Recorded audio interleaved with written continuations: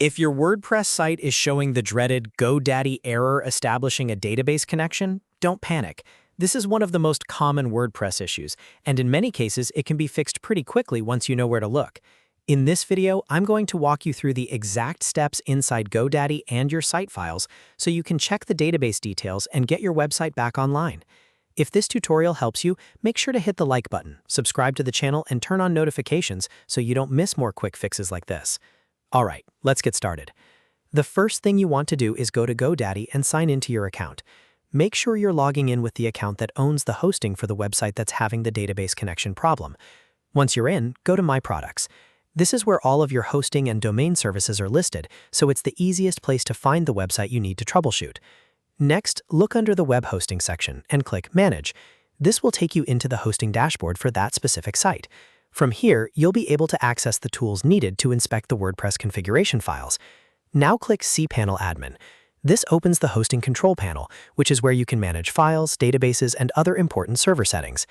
Once you're inside cPanel, the next step is to check the database details used by WordPress. A database connection error usually means WordPress can't connect using the credentials stored in the configuration file, so this is where we verify that everything matches.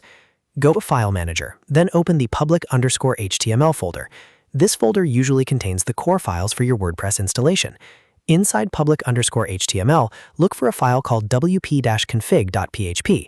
This is one of the most important files in WordPress because it stores the database connection information. Open Wp-Config.Php and carefully check the database settings. You want to look for DB name, DB user, DB password, and DB host.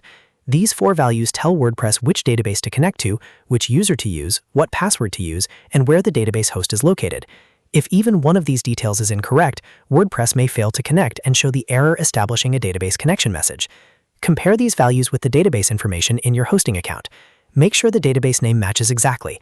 Make sure the database user is correct. Make sure the password is current and hasn't been changed.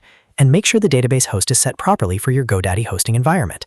Sometimes the host is localhost, but in some hosting setups it can be something different, so it's important to verify it instead of guessing. If you notice a typo, an outdated password, or a mismatched database name, update the Wp-Config.Php file with the correct information and save your changes. Then refresh your website and check whether the error is gone. In many cases, fixing these values is enough to restore the connection and bring the site back online. If the site is still showing the same error after checking Wp-Config.Php, the next thing to confirm is whether the database itself is available and active in your hosting account. Sometimes the issue is not the file, but the database connection on the server side.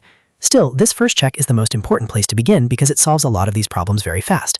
So to recap, the process is sign into GoDaddy, open My Products, go to Web Hosting, click Manage, open cPanel Admin, then use File Manager to access public_HTML, open Wp-Config.Php, and verify DB name, DB user, DB password, and DB host.